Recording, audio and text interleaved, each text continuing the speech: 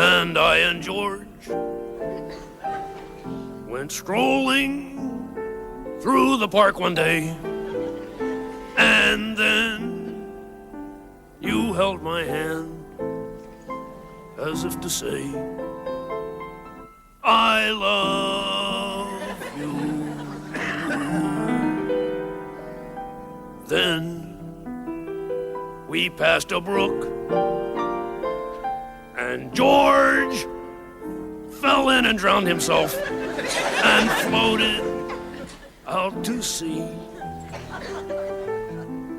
leaving you